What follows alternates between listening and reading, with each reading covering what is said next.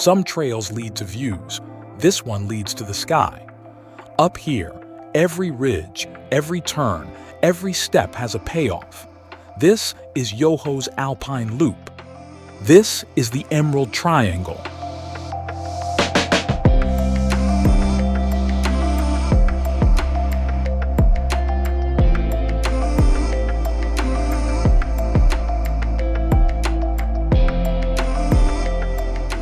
The Emerald Triangle, also known as the Wapta Highline Circuit, is a full alpine loop above Emerald Lake that climbs high through two of Yoho's alpine passes before circling back to the valley for one incredible journey. Throughout the video, you'll see QR codes you can scan to explore the trail's history, geology, and hidden stories you won't find in the video. Starting at the Emerald Lake parking lot, the trail skirts the shoreline before turning uphill onto Burgess Pass Trail. Expect a long, steep climb on switchbacks through dense forest. Above treeline, the route continues along exposed benches before arriving at the highest point along the hike, the top of Burgess Pass. From here, the trail now follows the Wapta Highline, a stunning traverse beneath Mount Field and Wapta Mountain, with views of Emerald Lake far below. This area lies within the Burgess Shale World Heritage Site, so stay on the path here as you continue toward the junction at Yoho Pass. From Yoho Pass, the trail drops steeply along a rocky, rooty path, passing beneath the cliffs of the President Range. Continue along the Yoho Pass Trail across an alluvial fan before reaching the relatively flat west shore of Emerald Lake. As you make your way back to the parking lot, you carry the memory of a day well spent on the trails of Yoho National Park. To reach the trailhead, drive to the small mountain community of Field, right in the heart of Yoho. Field is the hub for many of the area's finest trails and is an easy 20-minute drive west from Lake Louise or 35 minutes east from Golden along the Trans-Canada Highway.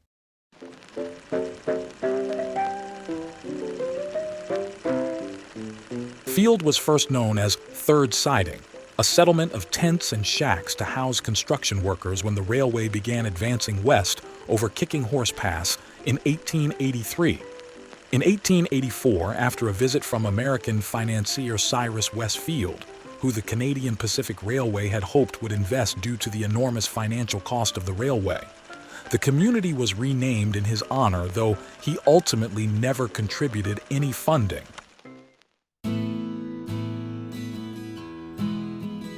Today, Field is a small but lively mountain town where visitors can stop in for a meal at a cafe, stay at one of the cozy inns or guest houses, or drop by the park's Canada Visitor Center for last-minute trail updates and weather conditions. Whether you're driving east from Golden or coming west from Lake Louise, watch for the signs to Natural Bridge and Emerald Lake. That's your cue to turn off the highway and head into one of Yoho's most beautiful valleys. Turn off the highway onto Emerald Lake Road. It's just over 8 kilometers or 5 miles from the highway to the parking area at the lake's edge. The road parallels the Trans-Canada Highway briefly before curving around the base of Mount Burgess. You'll soon pass the turnoff for the Natural Bridge, a spectacular rock formation carved by the Kicking Horse River over thousands of years. It's well worth a quick visit on your way back after your hike. But for now, let's continue along Emerald Lake Road, which was first cleared in 1904 and at the time was known as Snow Peak Avenue.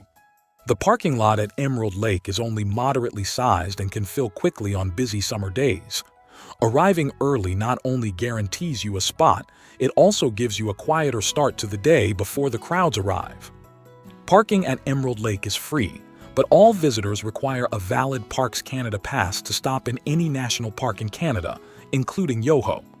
You can purchase one online, at the Visitor Center in Field, or at any park gate in the Rockies.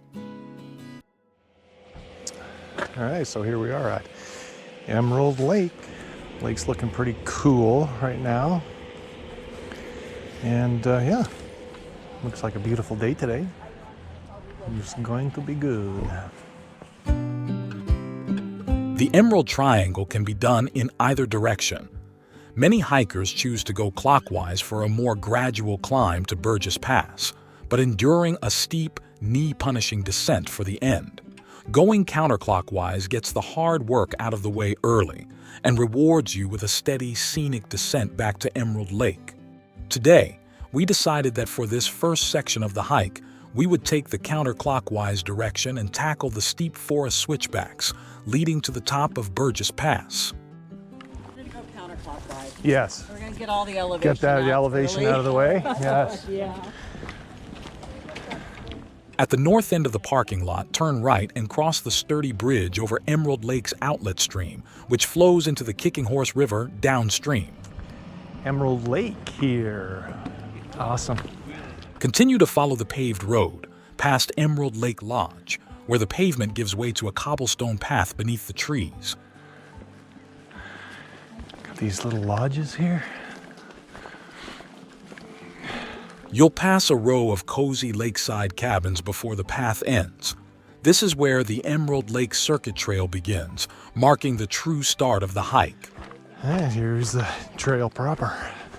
It's recommended that you check for any trail closures before heading out for your hike, as Yoho National Park is prime bear habitat. It's berry season. Yeah. Bear encounters are likely, it says. We don't like that.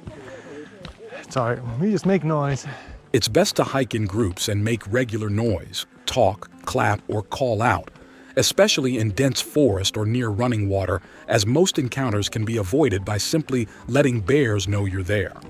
Always carry bear spray within easy reach, not inside your backpack, and know how to use it before you go. The basin around Emerald Lake sits unusually low for the Rockies, with surrounding peaks that trap moisture, bringing frequent summer rain and heavy winter snow, creating a lush, wet coastal-style environment rather than typical Rocky Mountain pine and spruce. After about 30 minutes from the parking lot, you'll reach the junction for Burgess Pass. It's easy to miss if you're not watching closely. The small sign that marks the trail sits slightly uphill in the brush and can often be hidden by overhanging cedar branches. Go right for Burgess Pass. Left continues around Emerald Lake. Okay, Kip, let's go. You guys ready? Yeah. Ready Ready to rock. to sweat. Burgess Pass. Here comes the elevation.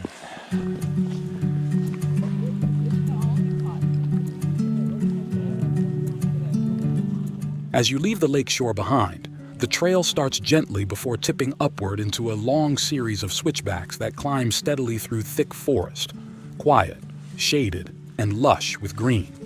It's a steady climb that will keep your heart working, but rewards you with the cool shelter of the trees, especially on hot summer days. This is kind of like the switchbacks up to Cascade Mountain. Ugh.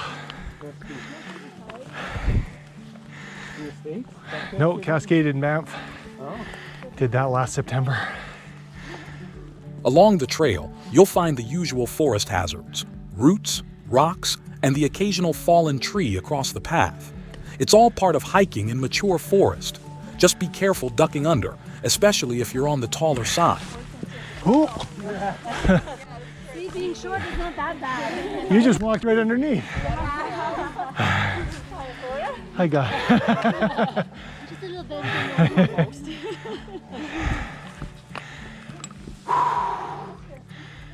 This stretch is now all about the effort. It's a constant, steady slog up one switchback after another with limited views, but this area is unique. You're actually passing through the most extensive western red cedar forest in all of Yoho. These trees are near the easternmost limits of their natural range, making this spot somewhat botanically special. Approximately an hour of steady climbing from the lake shore, the forest finally begins to open up, letting in shafts of light and offering glimpses of Mount Burgess through the canopy. 30 minutes of hiking later, you'll reach a viewpoint that is over halfway to Burgess Pass from the lake shore.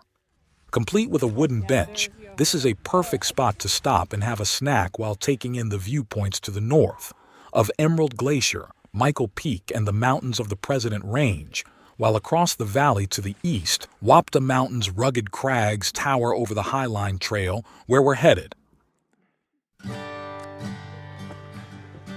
That little break was nice while it lasted, but don't get too comfortable.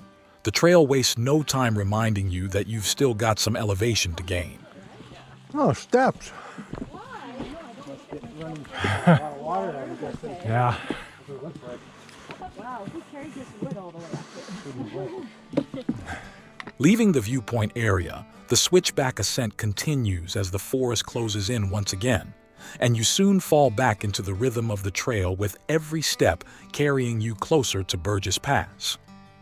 Roughly 35 minutes later, the forest begins to really open up, revealing a peaceful alpine meadow. Beauty. Oh, To the west, Walcott Peak, the north peak of Mount Burgess, stands sentinel over the area. In 1996, the peak was named for Charles Walcott, who uncovered the Burgess Shale near this location in 1909, revealing fossils over 500 million years old. It's a quiet, humbling spot. Just think, 500 million years ago, this whole area was under an ocean, and now here we are, hiking through it.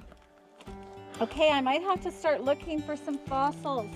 Oh, Yeah, I think we're pretty close. I think we are pretty close. I think it's up here. But we're almost topped out.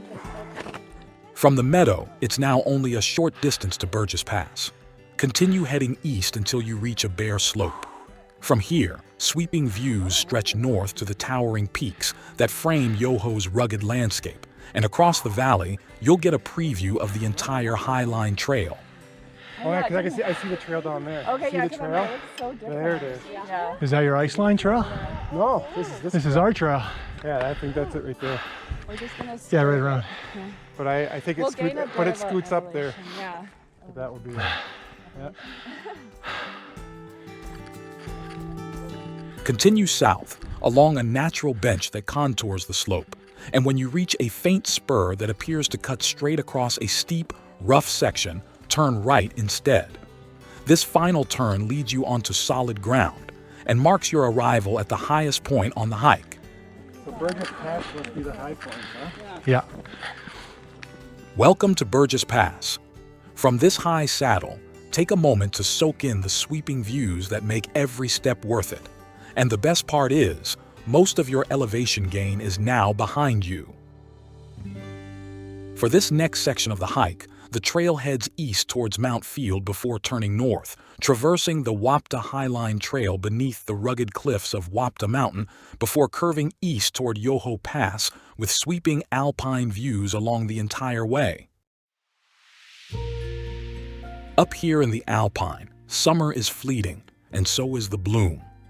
For just a few short weeks, these meadows burst to life with wildflowers, so take a moment to pause and take in the beauty. It's a brief but spectacular reminder of how quickly the high country changes. As you continue, views of the Kicking Horse Valley and the Trans-Canada Highway are visible through the trees, far below. Wow, that is weird that that's the highway. Boom, now it opens up. This short section, often shown on maps as a segment of Mount Field Trail, travels along the south side of the ridge and links Burgess Pass Trail with the Wapta Highline Trail beneath the slopes of Mount Field.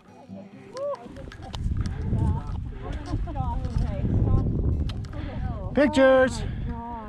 From this vantage point, the dramatic face of Mount Stephen and its shimmering glaciers rise to the south, while to the west, the jagged peaks of the Ottertail Range unfolds across the horizon. It's one of those scenes that simply stops you in your tracks.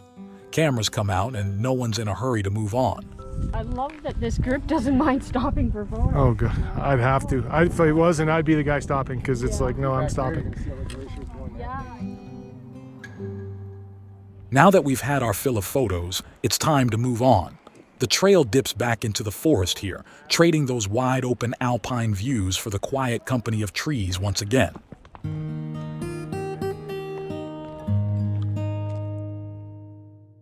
In roughly 10 minutes, you'll come to a sign for Burgess Shale, one of the world's most important fossil-bearing deposits. The area itself is protected and closed to the public, so please stay on the main trail. Continue east until you reach a junction at the base of Mount Field, where the trail curves to the north onto the Wapta Highline. After grinding your way up to Burgess Pass, It's time to enjoy the payoff. From here on, the terrain levels out and the views open wide, with the most impressive scenery in front of you. This is what all that effort was for. It's not far from where we first turned onto the Wapta Highline before the trail brings us to the junction for Walcott Quarry, one of the most historically significant fossil sites in the world. Oh, is that the... Okay, Guided yeah. only, so that must be Right. the shale. Yeah, There. okay. Perched high on the ridge between Mount Field and Wapta Mountain, the quarry itself is almost invisible from the trail, blending seamlessly into the rock high above. You can actually spot it from Burgess Pass if you know where to look. From this distance, it appears almost indistinguishable from the rugged layers of rock around it. While Walcott initially discovered the site in 1909, his extensive, multi-year quarrying efforts began in earnest the following year, in 1910. He would return regularly to excavate the site every summer between 1910 and 1924, collecting over 65,000 specimens in total.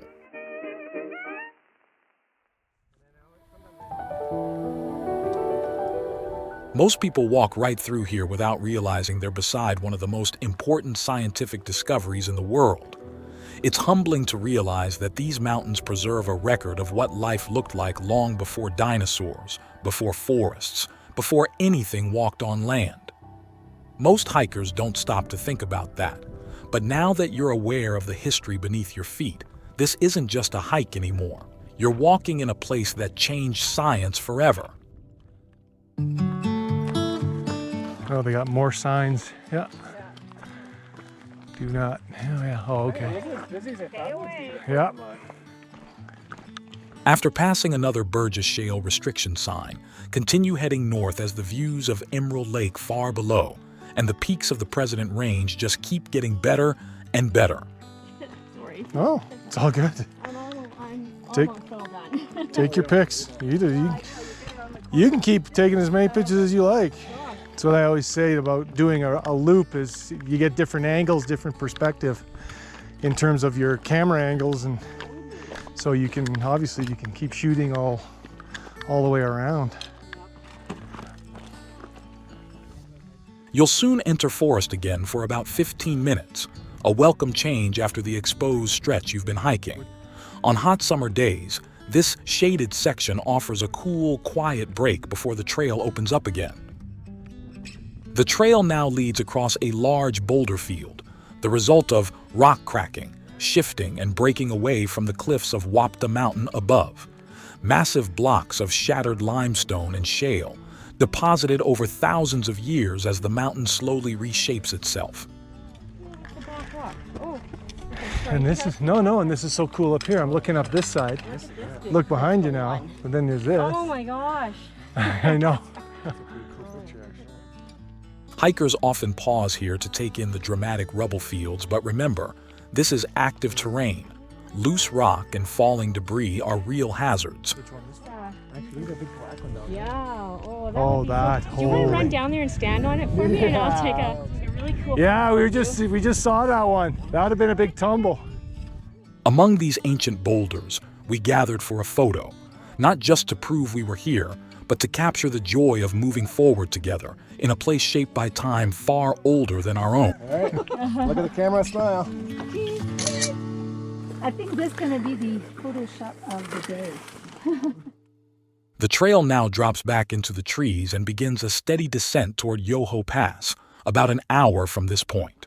This downhill section can be surprisingly noticeable, so while the hiking becomes easier on the lungs, you'll notice the downhill settling into your legs and knees. The shade here can be a relief on hotter days, and it's a good opportunity to hydrate, refuel, and let your heart rate settle after the higher, more exposed terrain that's now behind you. As the trail curves around the north flank of Wapta Mountain, the forest begins to open and the landscape widens again. The President Range stands tall across the valley while waterfalls cascade down from the Emerald Glacier. So I was just gonna say, the power of that coming down there, man. And how high that is? Like, how high do you think that is? It's gotta be, At least another 1,000 meters. gotta be. Like think about just it, the Kaka Falls is just what, the falls. 300 and some meters? Like Yeah. 350? 350? This is Yeah, this is crazy. top of that glacier easily. That's 1,000 meters. The trail now leads close to the gray Eldon limestone cliffs of Wapta Mountain, Look up, look way up, Rusty. where the cliff overhangs the trail in places.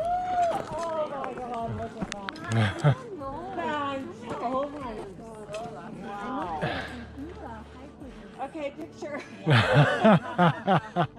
Pictures.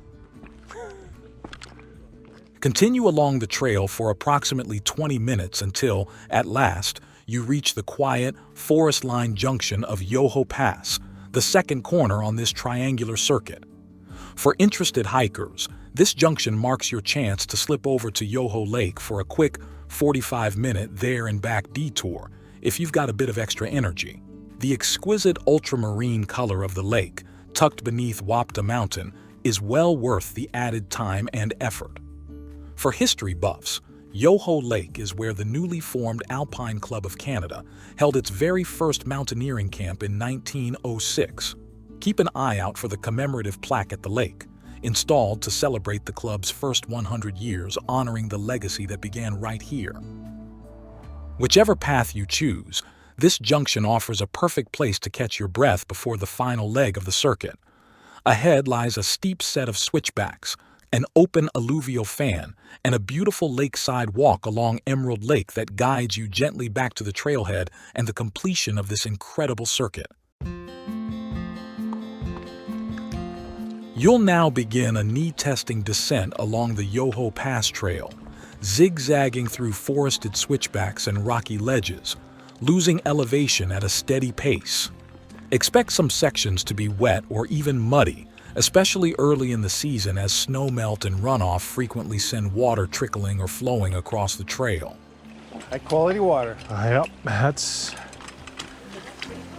is clean as clean can be. As the trail descends lower, the cliffs of the President Range dominates the view ahead, with Emerald Peak and Mount Carnarvon in the background. But stealing the spotlight is the thunderous waterfall plunging down from the rugged slopes above Michael Peak, fed directly by meltwater from the Emerald Glacier, perched high above. This is one of the best spots on the trail to really appreciate what you're hiking above. That wide, pale triangle below you is an alluvial fan, and the Emerald Fan is one of the largest in the Rockies. Created between 6,000 and 7,000 years ago, glacial meltwater from Emerald Basin has created the delta that is gradually filling Emerald Lake, with approximately 50% of the lake's former area now being filled. Believe it or not, this is the first flowing water you've encountered since the beginning of the hike, and it's a good reality check. This circuit doesn't offer many natural refill points. On hot summer days, the heat and elevation gain can sneak up on you, so bring more water than you think you'll need.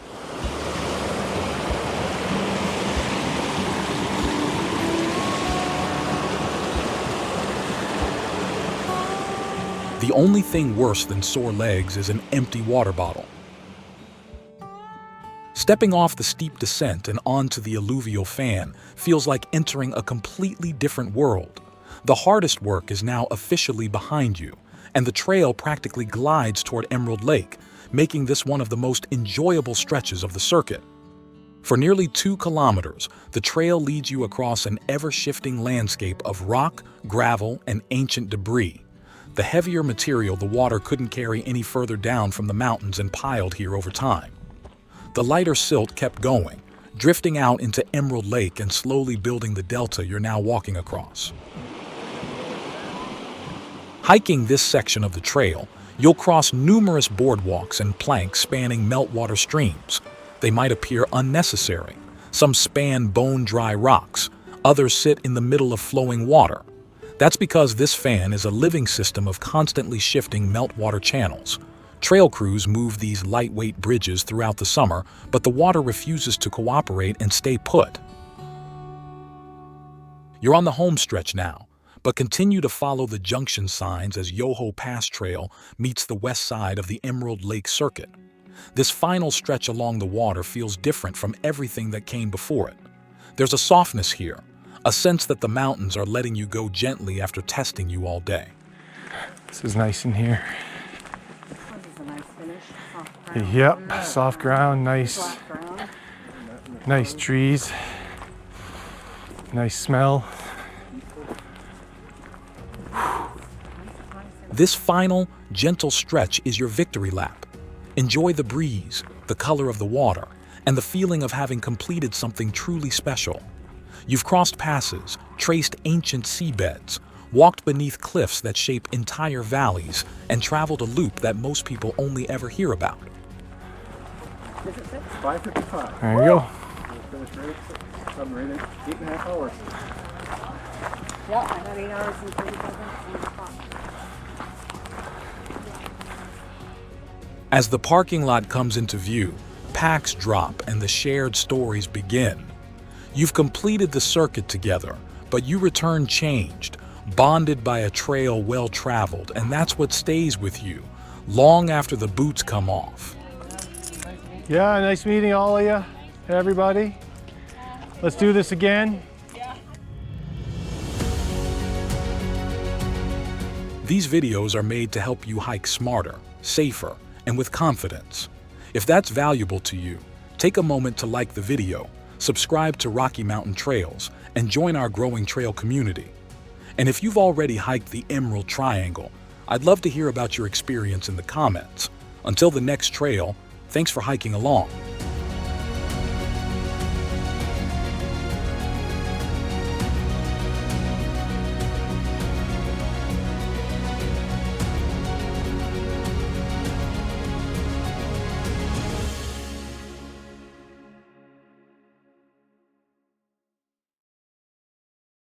Maybe I can sneak in. So we can sneak in and see a fossil? Yeah.